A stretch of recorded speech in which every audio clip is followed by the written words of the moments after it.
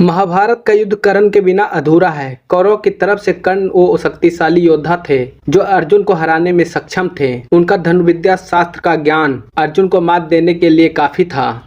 ऐसे में भगवान श्री कृष्ण को चिंता सताने लगी कि कहीं कर्ण पांडवों की हार का कारण न बन जाए। तब उन्होंने एक ऐसी चाल चली जिसे धनुधर अर्जुन की जान बचाई जाए और पांडवों के ऊपर से आने वाला संकट भी खत्म हो गया। महाभारत के पन्ने में कुंती पुत्र कर्ण का साहस और दानवीरता के किस्से भरे हुए हैं। खुद वासुदेव श्री कृष्ण भी मानते थे कि कर्ण के बराबर कोई दानवीर नहीं है। और तो और कर्ण के कुछ अस्त्र शस्त्रों का तोड़ अर्जुन के पास भी नहीं था। महान योद्धा होने के बाद भी कर्ण ने कौरवों के पक्ष को चुना।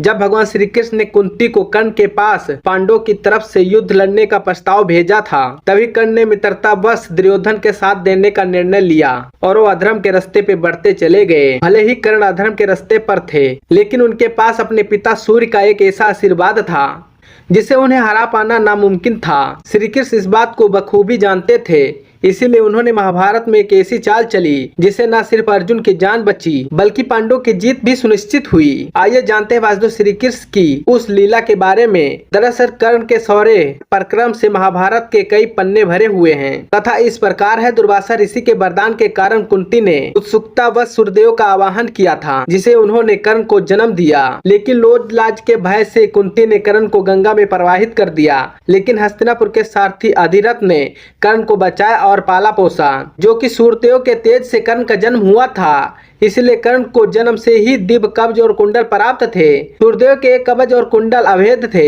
इन्हें पहनने वाले को कोई भी अस्त्र से नुकसान नहीं पहुंचाया जा सकता था।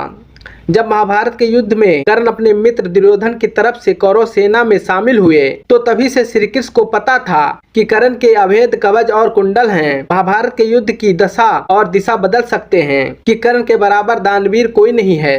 ऐसे में उन्होंने देवराज इंद्र के साथ कर्ण से दिव्य कवच और कुंडल मांगने की योजना बनाई।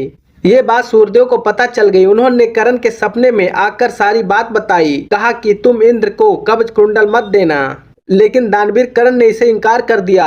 उन्होंने कहा कि वो अपने दरवाजे पर आए किसी को भी खाली हाथ नहीं लौटाते हैं। इस पर सूर्यदेव ने अपने पुत्र से कहा कि ठीक है, तुम दिव्य कवच कुंडल दे देना, लेकिन इसके बदले में इंद्र से शक्ति बाण मांगना। कर्ण ने ठीक ऐसा ही किया। जब इंद्र कर्ण के पास दिव्य कवच कुंडल मांगने के लिए आए, तो उन्होंने कर्ण से कहा, मैं आपको अपने कवच और कुंडल दे दूंगा, लेकिन आपको मुझे इसके बदले में एक अस्त्र देना होगा। देवराज इंद्र ने पूछा क्या? तब कर्ण ने कहा कि आप मुझे शक्ति बाण दीजिए। इस पर देवराज इंद्र ने हामी भर दी, लेकिन उन्होंने कहा कि तुम इसे एक बार ही इस्तेमाल कर पाओगे, इसके बाद ये मेरे पास वापस आ जाएगा। कर्ण ने इसके लिए तैयार हो गए। इस प्रकार कर्ण के पास शक्ति बाण आ गया, जिसके बारे में कहा जाता है कि ये अपने लक्ष्य को भेद कर ही वापस आता है। इसके बाद श्री कृष्ण की चिंता बढ़ गई। उन्हें पता था कि इस बाण को कर्ण ने अर्जुन के लिए ही बचा कर रखा है। जब अर्जुन को बचाने के लिए श्री कृष्ण ने फिर से एक चाल चली। उन्होंने भीम और राक्षसी हिडिंबा के पुत्र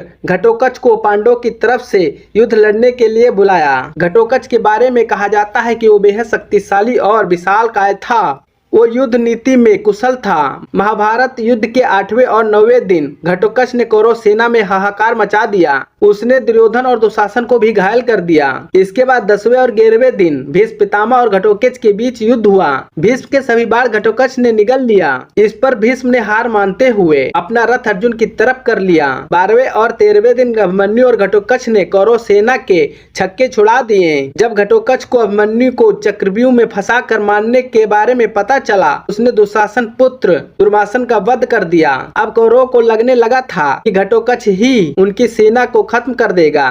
तब दुर्योधन और दुशासन ने कर्ण को शक्ति बाण इस्तेमाल करने के लिए कहा। हालांकि कर्ण मना कर रहे थे, क्योंकि उन्होंने इसे अर्जुन के लिए बचा कर रखा था। लेकिन दुर्योधन और दुशासन उन्हें समझाया कि अर्जुन से पहले घटोत्कच ही कौरवों का हार का कारण बन जाएगा, पहले इसका वध करना जरूरी है। तब कर्ण ने शक्ति बाण से घटोत्कच का वध किया। इन्हीं घटोत्कच के पुत्र बब्रिक को ही बब्रिक या खाटू श्याम के तौर पर कलयुग में पूजा जाता है। तो बस आज की वीडियो में इतना ही। वीडियो देखने के लिए धन्यवाद। अगर वीडियो पसंद आता है तो लाइक शेयर जरूर करें और कमेंट में जय श्री कृष्ण जरूर लिखिए।